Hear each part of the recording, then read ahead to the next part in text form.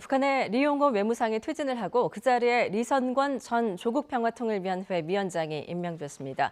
군부 출신의 리선권 외무상을 외교수장에 앉힘으로써 북한이 선 체제 보장, 후 비핵화 대미 기조를 재확인했다는 평가도 나오고 있습니다. 두 북한 전문가의 의견을 들어보겠습니다. 김용현 동국대 북한학과 교수, 박원곤 한동대 국제지역학 교수 나오셨습니다. 안녕하세요. 네, 안녕하십니까. 예, 자, 우리나라의 통일부 장관을 상대하는 리선권 외무상, 우리에게는 좀 익숙한 인물입니다. 하지만 대남 관계에서는 잔뼈가 굵지만 외교 문제에 대한 경험은 좀 없죠. 그렇습니다. 예. 말씀하신 것처럼 이성권 외무상은 원래 남북 군사회담에 있어서 북측 대표를 오래 했던 인물입니다.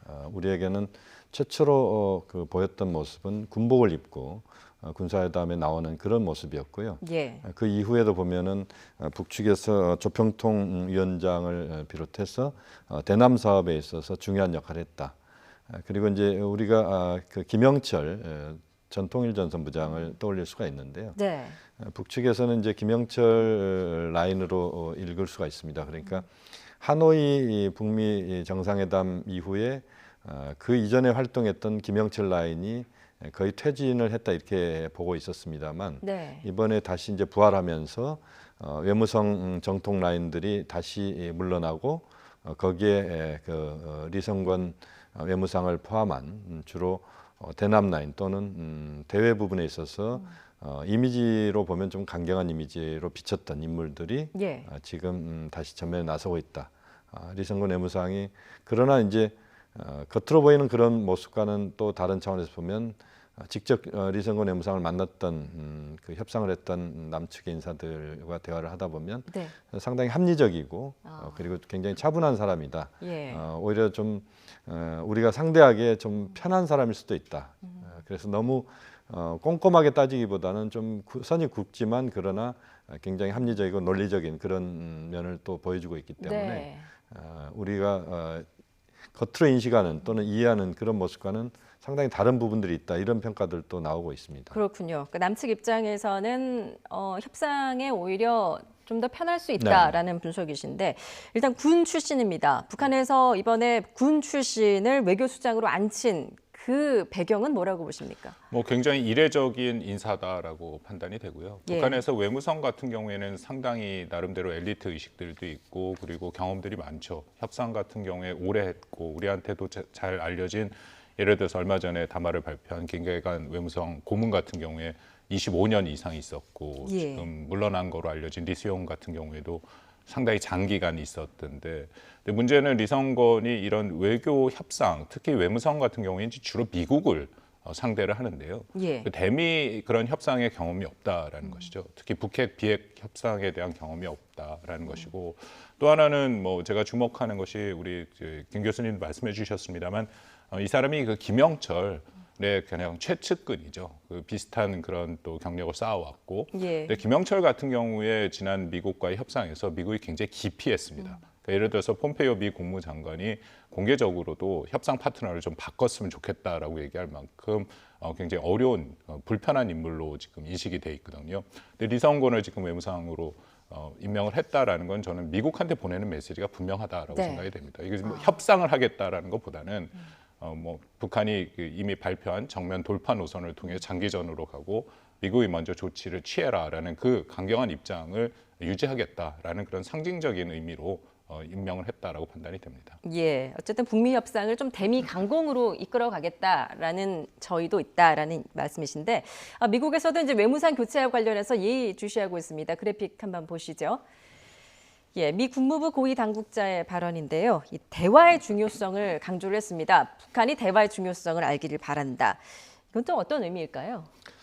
역시 이제 미국 입장에서는 당분간 어쨌든 대북 부분에 있어서는 이제 관리 이게 중요하다고 보고 있는 것 같습니다. 지금 이제 북미 간의 실무회담이 제대로 지금 진척이 안 되고 있는 상황이고 예.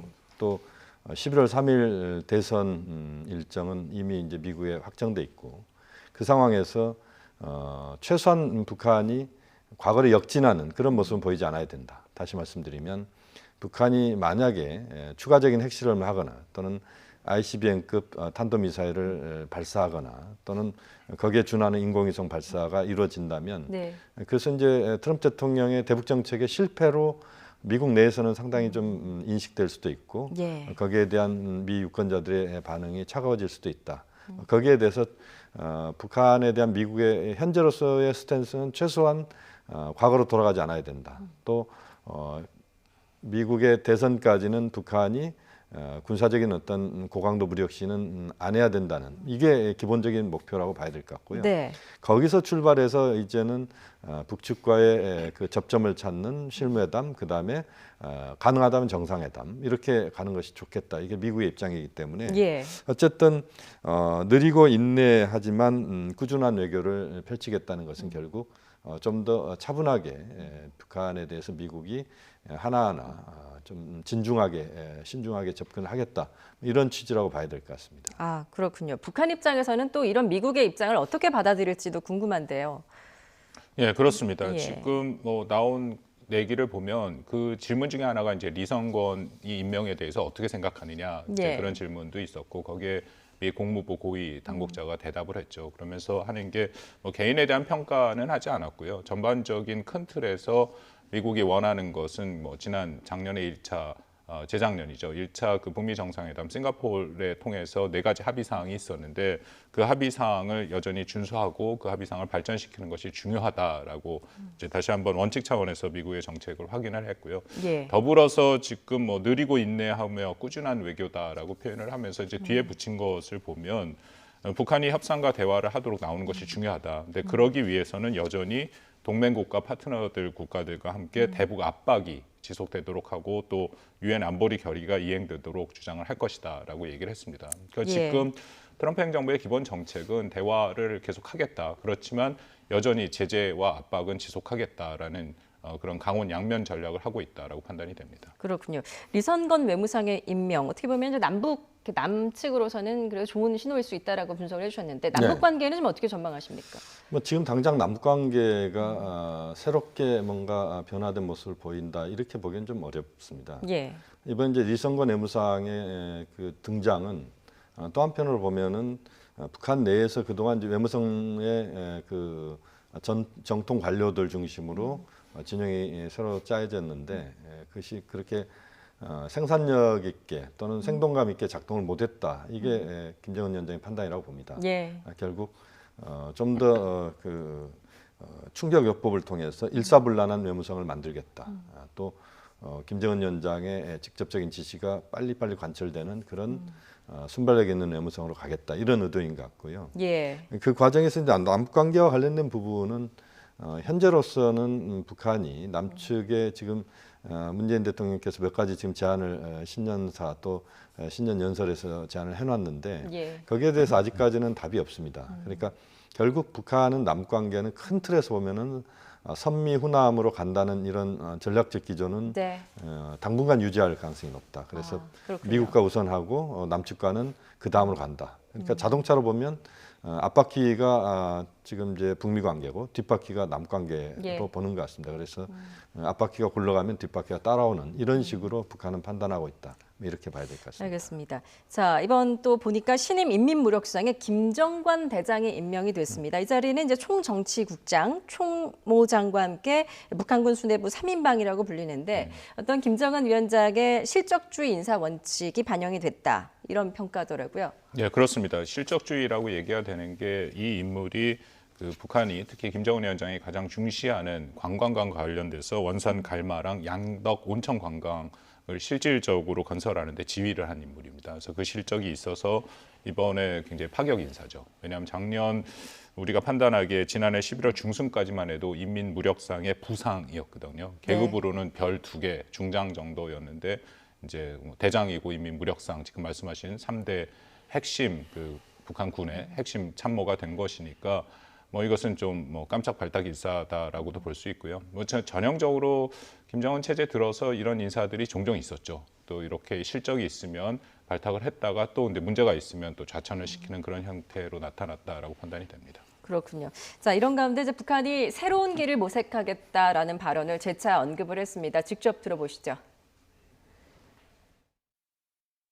As it became clear now that the U.S. remains unchanged in its ambition to block the development of the DPRK and stifle its political system, we found no reason to be unilaterally bound any longer by the commitment that the other party fails to honor.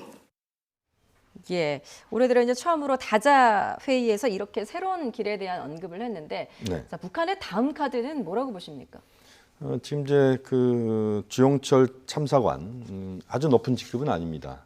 제네바 북한 대표부 참사관인데 유엔 군축회의가 지금 제네바에서 열리고 있습니다. 이제 거기에서 발언을 한 것이다라고 봐야 되는데 그동안 북한이 새로운 길에 대한 언급은 몇 차례 있었습니다. 그래서 그 새로운 길이 ICBM급 탄도미사일 발사냐 뭐 이런 것까지 우리가 이제 추론을 하고 있는데 네. 여기서 말하는 새로운 길은 지금으로서는 두 가지 경로라고 봐야 될 것 같습니다. 하나는 미국의 제재하에서 북한 내부의 어떤 동력으로 북한 내부 경제를 절약과 그런 증산을 통해서 풀어가겠다.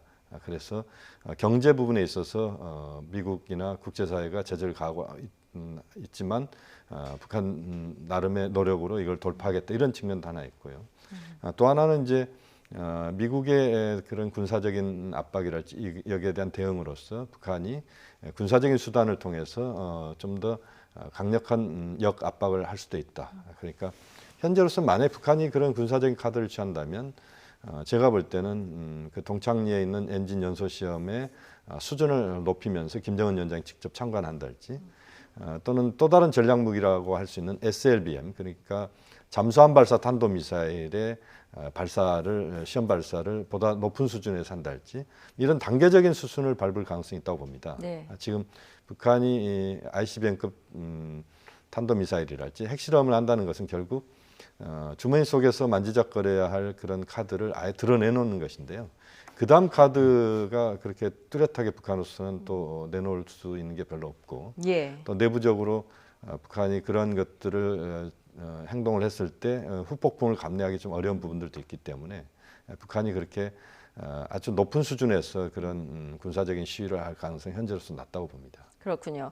자, 워싱턴 포스트는 이제 트럼프 대통령의 외교 정책이 완패로 돌아간다면 그 원인은 최대 압박 전략에 있다라는 또 분석 기사를 내놨습니다. 그러니까 미국이 북한이 이제 핵무기는 물론 생화학 무기도 이제 포기할 것이다라고 예상을 했지만 이렇게 계속 뭐 대량 파괴 무기를 생산하고 있다 이런 점을 지적한 것 같은데 좀 어떻게 보십니까? 뭐 그 트럼프 대통령이 지금 3년 차고 올해 이제 드디어 대선이 있지 않습니까? 대외 정책에 대해서 적지 않은 비판에 직면하고 있죠. 지금 실질적으로 어떤 협상을 해서 뭔가를 이뤄낸 것이 굉장히 제한된다. 오히려 상황이 지금 악화됐다라는 게 전반적인 평가입니다. 예. 지금 나온 것처럼 예를 들어서 뭐 이란 같은 경우에는 오바마 행정부 때 2015년에 이란 핵 합의를 이행을 했는데 결국 그것을 폐기를 하고 그리고 이 폐기의 결과로 지금 이란은 다시 핵 개발로 들어갈 수 있는 그런 입구에 서 있는 상태거든요.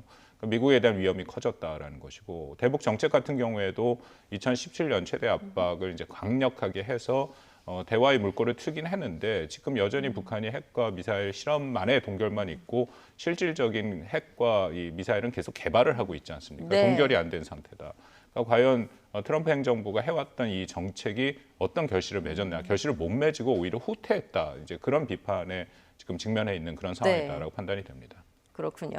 자, 이런 가운데 이제 다음 달 독일에서 뮌헨 안보 회의가 열립니다. 이 자리에 이제 김선경 북한 외무성 부상이 처음으로 참석을 하는데 네. 어떻게 보십니까? 북미 간 대화가 좀 그 자리에서 성사가 될까요? 뭐 이건 좀 지켜봐야 될 부분인데요. 네. 이제 2월 14일부터 16일 사이에 뮌헨에서 열립니다. MSC라고 하는 건데요.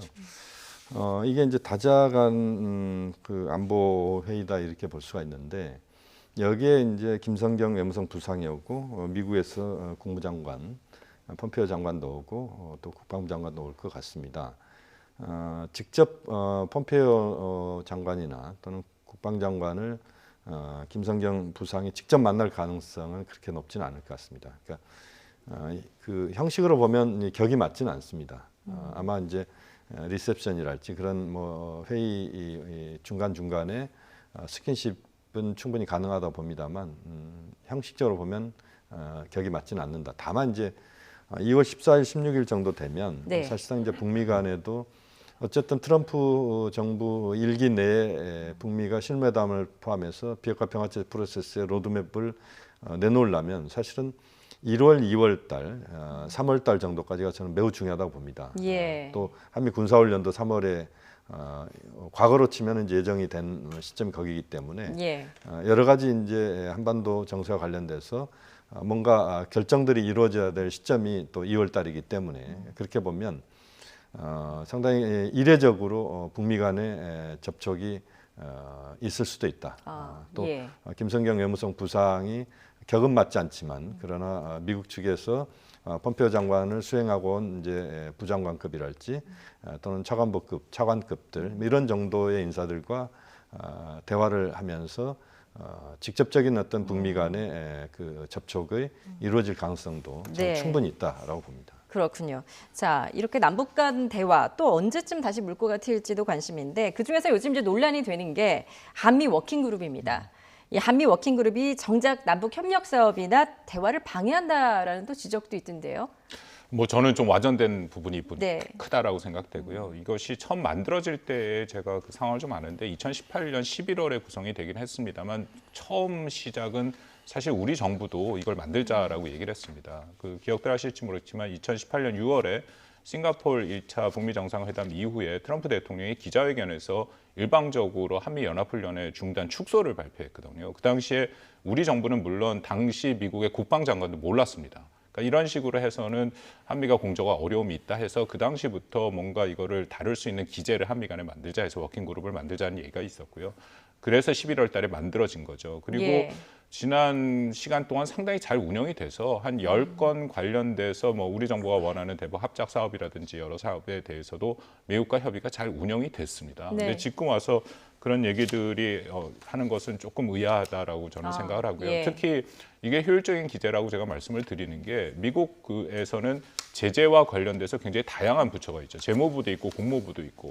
근데 만약에 이런 그 워킹그룹이 없다면 우리 정부가 각각의 그런 부처를 가서 다 설명을 하고 또 협조를 구해야 되는데 이 워킹그룹이라는 걸 통해서는 일종의 원스톱 서비스가 되거든요. 한쪽에 예. 그쪽에 하면 거기서 다 확인을 해서 우리랑 되고 그리고 뭐 아시다시피 지금 이도훈 한반도 평화교섭 본부장이랑 비건 대북정책 특별대표 이제 부장관까지로 높아진 그런 상황인데 그 라인이 지금 화면에 나옵니다. 실시간으로 지금 다 움직이고 있거든요. 그래서 지금 한미 관계에 여러 가지 어려움을 가장 잘 빠르게 효과적으로 소통할 수 있는 채널이다라고 저는 알고 있고 예. 이게 뭐 이런 전반적인 상황으로 볼 때 글쎄 뭐 워킹그룹에 대해서는 우리가 어떻게 활용하느냐 오히려 우리한테 조금 더 이익이 많이 오는 그런 기제다라고 생각을 합니다. 예, 알겠습니다.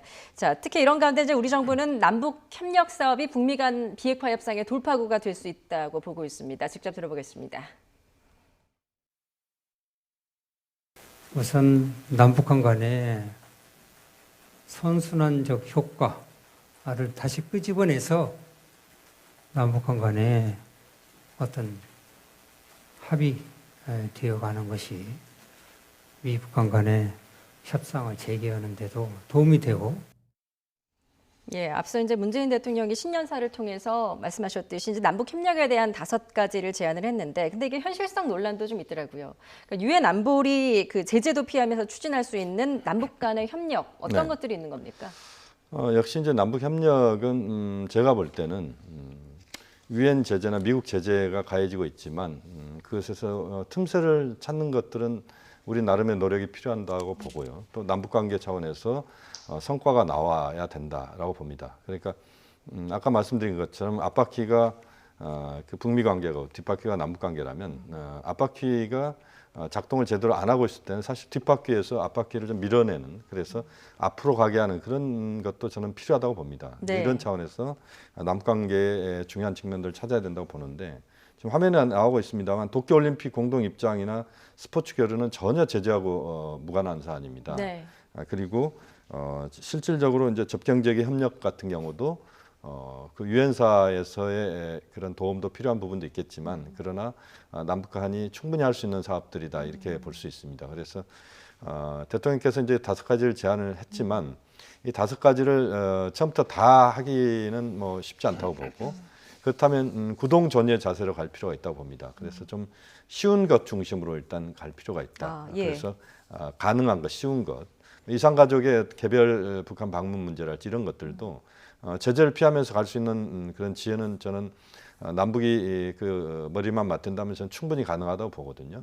그래서 이제 그런 것들 중심으로 우선 가고 그리고 북미 실무회담이 개최될 수 있다고 보는데 이제 그렇게 되면 대통령께서 제안하신 좀 더 어려운 것들, 예를 들면 철도 도로협력이랄지 이런 것들은 제재 범위 안에 들어있기 때문에 쉽지는 않습니다만 예외적으로 이제 우리가 그것을 예외 조항을 좀 미국이나 국제사회로부터 또 도움을 받는다면 가능한 영역들이기 때문에 그런 문제들은 좀 나중에 하고 그래서 좀 더 이것을 유연하고 탄력적으로 좀 생각할 필요가 있다. 그래서 이 제안 자체가 무조건 그 유엔이나 미국이 반응을 보면 부정적이다라고 하는 식으로만 접근할 게 아니고 실제 가능한 요소들을 찾아서 하나 둘씩 하다 보면 그러다 보면 저는 다른 것들도 풀릴 수 있다. 또 이것이 북미 협상에도 긍정적으로 작용할 수 있는 윤활 역할도 분명히 할 수 있다. 이런 점도 우리가 눈여겨봐야 된다고 봅니다. 예. 자, 문재인 대통령 남북관계 발전이 북미 대화를 이끌 수 있도록 하겠다고 강조를 했습니다. 이것도 직접 들어보겠습니다. 남북 간에도 이제는 그 북미 대화만을 바라보지 않고 이 남북 협력을 좀 이렇게 정진시키면서 북미 대화를 좀 더 촉진해 나갈 그런 필요성이 높아졌다고 생각합니다.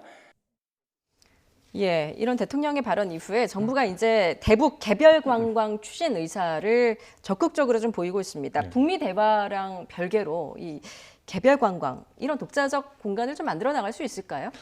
통일부 그 당국자가 아주 자세하게 얘기를 했죠. 한 3가지 안을 구체적으로 제시를 했고 그런데 발표하는 과정에서 보면은 계속 상상의 나래를 좀 펴야 된다. 이거는 아직 결정된 것은 아니고 신부 차원의 검토다라고 얘기를 하는데요. 저는 기본적으로 개별 관광에 찬성합니다. 개별 관광이 이루어진다면 이 남북 간의 동질감 회복에도 분명히 도움이 되고 또 북한이 이 국제사회와 한국에 대한 접촉면을 넓힌다라는 측면에서 저는 원칙적으로 우리가 추진할 만한 것이다라고 생각이 되는데요. 근데 그럼에도 한 3가지 문제가 지금 풀리지 않으면 매우 어렵다라고 생각합니다. 첫 번째는 당연히 우리 국민의 안전이죠. 지금 관광 자체가 막힌 거는 다 아시다시피 2008년 금강산에서 우리 박광자 씨가 피살된 이후에 우리 국민의 안전이 보장되지 않았기 때문에 여전히 그 문제가 해결 안 됐다라는 게 가장 큰 문제고요. 그리고 두 번째는 과연 북한이 이것을 호응해 올 것인가. 지금 이미 우리 대통령이 신년 기자회견을 통해서 계속 얘기를 하는데 북한이 전혀 묵묵부답입니다. 그러니까 이건 북한의 호응과 도움이 없으면 아까 안전보장도 결국 북한이 안전보장을 해야 되는 거기 때문에 그 문제가 호응이 없으면 이거는 그냥 우리끼리 얘기하다가 끝나는 문제가 될 수 있고요. 세 번째는 미국과의 협조와 협력입니다. 이것도 어쩔 수 없이 우리가 여러 가지 제재가 지금 다 걸려 있는 것이기 때문에 미국의 협력이 매우 중요하죠. 그런데 안타깝게도 지금 이미 미국과의 좀 불협화음의 목소리들이 들리고 있고 북한이 이것을 응하지 않는 결과가 안 나온다면 이거는 괜히 한미 간의 갈등의 요소만 좀 부각될 그런 우려도 있습니다. 그래서 지금 말씀드린 3가지가 전제가 돼야 개선 가능하다고 생각이 됩니다. 일단 이제 북미 협상이 좀 잘 풀려야 이것도 좀 잘 될 것 같다는 생각이 드네요. 크게 보면 그렇습니다. 역시 이제 북미가 앞에서 잘 끌고 가면 남북은 상당히 그 탄탄대로 갈 수 있다는 것인데 다만 이제 북미가 지금 제대로 작동하지 않고 있기 때문에 남북이 할 수 있는 요소들을 찾아보자는 것이고 거기에서의 하나 둘씩 문제점들을 좀 풀어가면서 미국과 국제사회에도 좀 양해를 구하고 또 중국이나 또 다른 차원에서 북한과 관계를 맺고 있는 국가들과도 충분히 협력하면서 문제를 풀어가다 보면 사실상 지금의 어려운 국면들은 하나 둘씩 좀 뚫릴 수 있는 것 아니냐 하는 겁니다. 알겠습니다. 자, 지금까지 김용현 동국대 북한학과 교수, 박원군 한동대 국제지역학 교수였습니다. 잘 들었습니다.